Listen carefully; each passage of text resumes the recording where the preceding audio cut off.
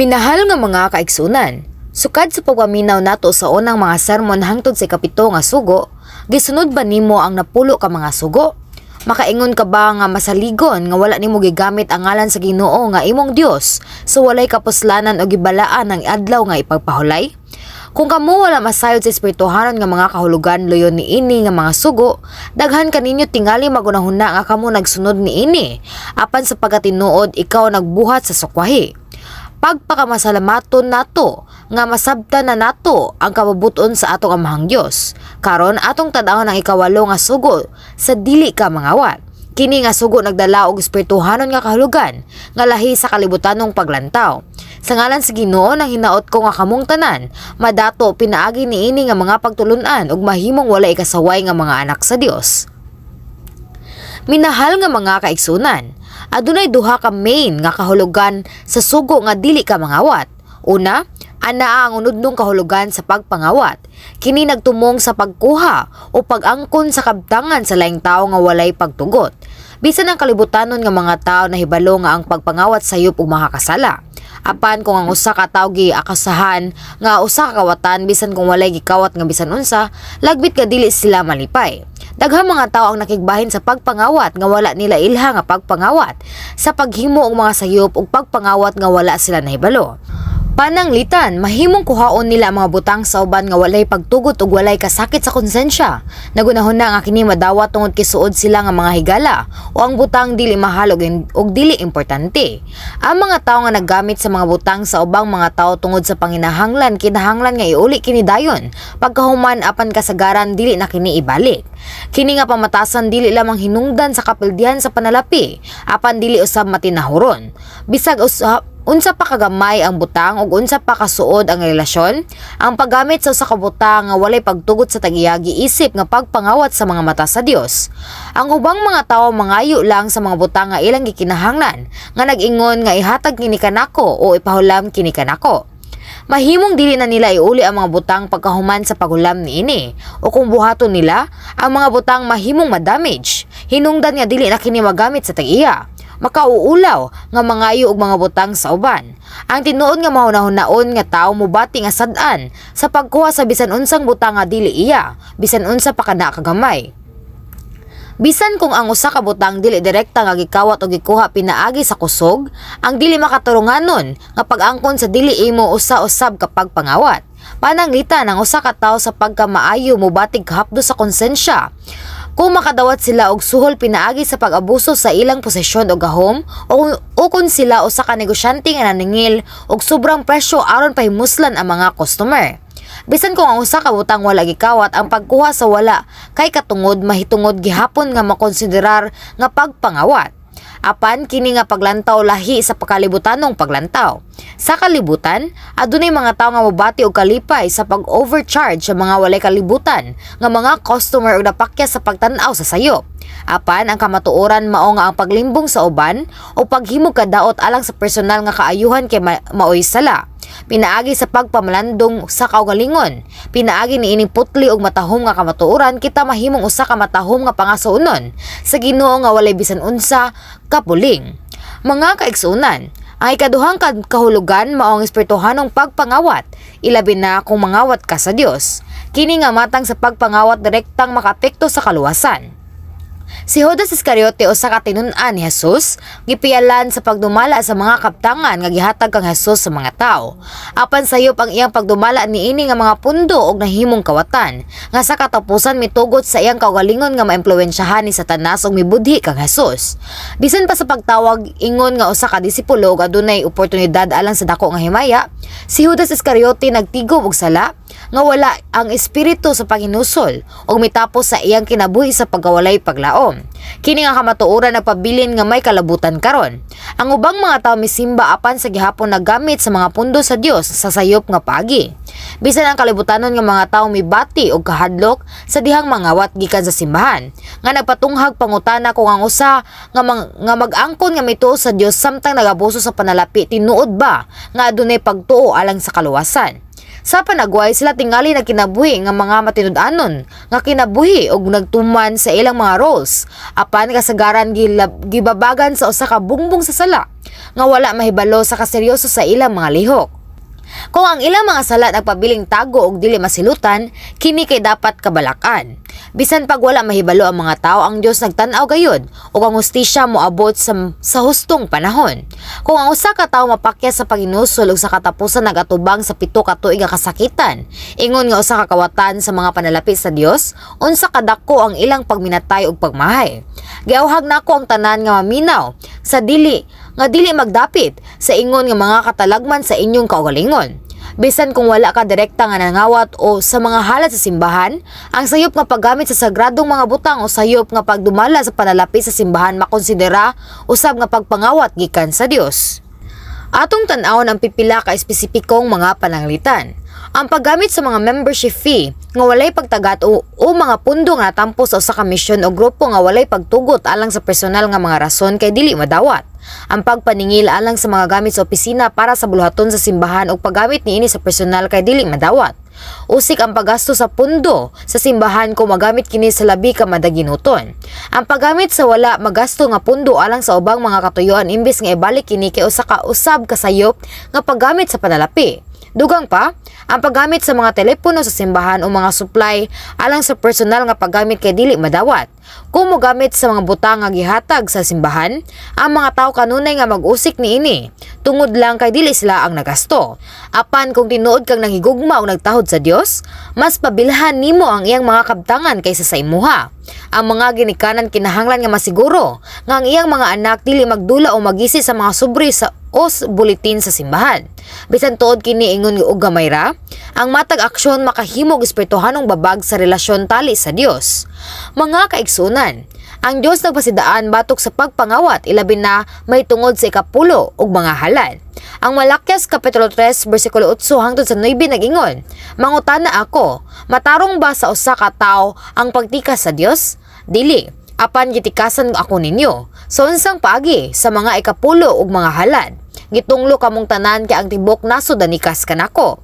Ang ikapulo miila sa pagkasubirano sa Dios nga nagrepresenta sa ikanapulo sa atong kinataan ingong ebidensya sa atong pagtuo. Ang pagkapakya sa paghatag sa ikapulo samtang nag-angkon nga siya may tuo kay katumbas sa pagpangawat sa Dios nga mosangpot sa usa ka tunglo. Ang Dios dili mo tunglo niadtong wala maghatag og ikapulo. Ang ilang kakulang sa ikapulo naghimo kanila nga vulnerable sa kaaway nga may resulta sa pinansyal nga mga kalisdanan ug uban pang mga kalisdanan. Ang uban mahimong makahatag og ikapulo apan mapakya sa paghatag og kumpleto nga kantidad nga mo resulta sa kakulang sa balaan nga panalipod.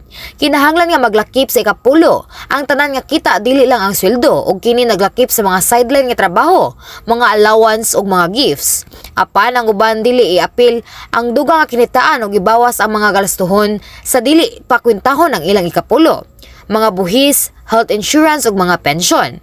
Ang ubang mga tawo naghihap sa ilang mga ikapulo apan mipili sa paghatag kanila sumala sa ilang gusto alang sa mga misyon o charitable purpose nga katumbas sa pagpangawat sa Dios. Ang mga ikapulo kinahanglang ihatag sa espesipiko nga ingon ni ana ug ang hustong paggamit niini mao'y responsibilidad sa simbahan. Para sa dugang nga mga detalye tan-awa ang sermon sa kompleto nga mga ikapulo ug mga halad. Sunod, ang pagpugong sa mga halad. Mga gasa sa pasalamat nga gilain sa ikapulo naglangkob usab ingong pagpangawat gikan sa Dios. Alang sa mga anak sa Dios nga nalawas, adunay dili mayhap nga mga rason nga magpasalamat. Kita kinahanglan nga magpasalamat alang sa kaluwasan ug sa dalan sa langit. Kinahanglan kitang magpasalamat sa mga role nga makatabang ka nato sa pagtukod sa atong langitnong mga ganti. Kita kinahanglan nga magpasalamat sa Dios alang sa iyang panalipod ug mga panalangin. Sa pagtuo nga ang mga hagit kay will work together alang sa kaayuhan. Magbilin ka nato og mga rason lamang sa pagpasalamat. Sama sa giingon sa Mateo Kapitulo 6 bersikulo 21, kay kung asa gani ang imong bahandi atua usab ang imong kasing-kasing.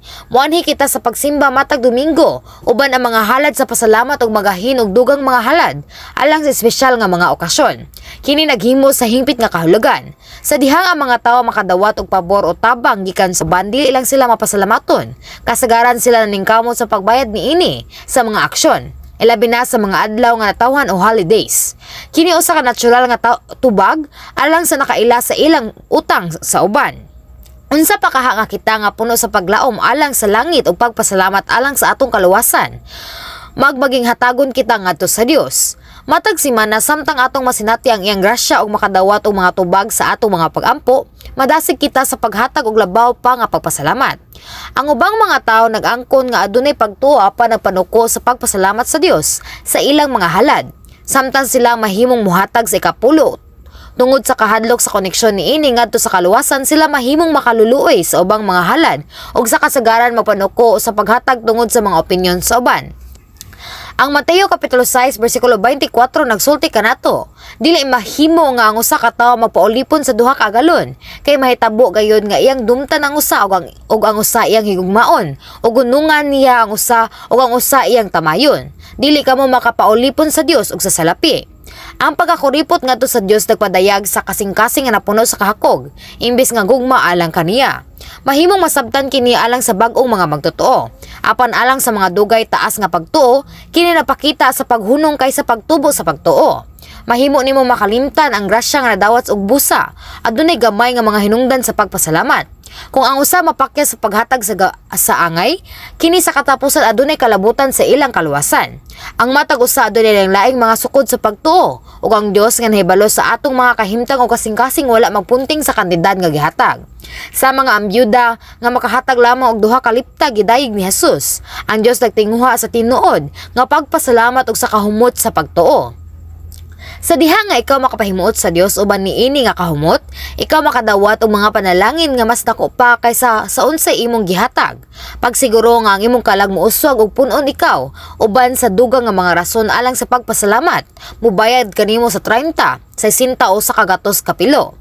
Minahal nga mga kaigsunan, hinaot nga mohatag kamo sa hingpit ug madagayaon nga adunay pagtuo ngadto sa Dios, nga makatagamtam sa iyang madagayaon nga mga panalangin sama sa walay katapusan nga tabay. Mga kaigsunan, ang laing matang sa espiritual nga pagpangawat mo ang papangawat sa pulong sa Dios, ilabi na pinaagi sa bakak nga mga tagna nga gihimo sa ngalan sa Dios. Ang uban nag-angkon nga nakadungog sa tingog sa Dios ug nagsulti bahin sa kaugmaon sa uban sama sa usa ka mga nanag-an. Pananglitan, nakadungog ka nga adunay nagsulti sa usa ka tawo nga naglisod sa ilang negosyo. Gipahinabo sa Dios ang imong mga kapakyasan tungod kay kinahanglan ka nga mahimong sulugon sa Dios. Ikaw kay nag-claim nga nagdamgo no pakita kanimo ang usa ka pananawon sa Ginoo. Kini naglangkob usab sa pagpangawat sa pulong sa Dios. Kini kausa ka sayop nga paggamit sa ngalan sa Dios susama sa katin-awan sa ikatulo nga sugo. Ang Jeremias Kapitulo 23 versikulo 30 hangtod sa 32 nag-record, kontra ko ang mga propeta nga naghinulamay sa ilang kaugalingong mga pulong ug nagpatuo nga ako mo ay nagsulti niini. Kontra ko ang mga propeta nga nagpatuo nga nagikan kanako ang ilang kaugalingong mga pulong pinaagi sa pag-ingon, mao kini ang gisulti sa Ginoo. Pamati kamo niining akong isulti. Kontra ko ang mga propeta nga nagsangyaw sa ilang mga damgong bakak. Nagpatuo sila sa ilang mga damgo ug gipasalaag nila ang akong katawhan pinaagi sa ilang mga bakak ug mga panghambog. Wala ko sila sugua o ipadala o dili sila makatabang sa katawhan. Ako, ang Ginoo mo ay nagsulti niini. Siyempre, ang pagsabot ug pagmantala sa kabubuton sa Dios ubos sa pagdasig sa balang espiritu, kaya ngayan nga daygon. Apan gikinahanglan ang pagsusi kung ikaw ba mo angay nga sudanan sa paghatod sa pulong sa Dios. Ang Dios dili magpadayag sa iyang tingog kang bisan kinsa. Siya mo pili sa putli o gawasnon nga sa dautan aron ipahayag ang iyang kabubuton. Nag-awhag ako kaninyo nga bantayan kanunay ang imong baba uban sa pagkamabinantayon ug likayan ang pagkawat sa pulong sa Dios sa imong mga hunahuna. Minahal nga mga kaigsunan, karon akong gitanaw ang sugo nga dili ka mangawat. Naglangkob kini sa pagkuha sa kabdangan sa uban nga walay pagtugot ug pag-angkon niini nga dili makatarunganon. Gisgutan usab namo ang pagpangawat gikan sa Dios. Kung gibati nimo ang pagkasad-an ug kaulaw sa pagkuha sa usa ka butang, kinahanglan nimong hunahunaon ang imong kaugalingon. Ang pagpangitag personal nga ganansya pinaagi sa pagkuha sa dili imo makapagaol sa balang espiritu nga nakasamok sa imong konsensya. Pananglitan, bisan kung dili ka mangawat ang dili maayo nga pagtrabaho sa imong trabahuan, samtang ikaw gibayran o wala magtagad sa mga responsibilidad makadaot gihapon sa mga adunay maayong konsensya. Kung ang usa ka tawo nga gitugyan ngadto sa Dios mogamit og panahon alang sa personal nga mga butang, kini katumba sa pagpangawat og panahon gikan sa gingharian sa Dios ug mututol ngadto sa usa ka samok nga konsensya. Kini nga prinsipyo mapadapat dili lamang sa buluhaton sa Dios kundi sa sekular nga mga trabaho ug personal nga mga relasyon. Diin ang pagtuman sa mga saad kay importante. Minahal nga mga kaigsunan, gidasi ko kamo sa pagsalikway sa kahakog ug sa pagpangita sa kayuhan sa uban nga adunay sinsiro ug matinud-anon nga kasing-kasing. Hinaot nga kamong tanan sa ngalan sa Ginoo motungha isip putli ug walay ikasaway nga mga anak sa Dios diha sa kamatuoran. Amen.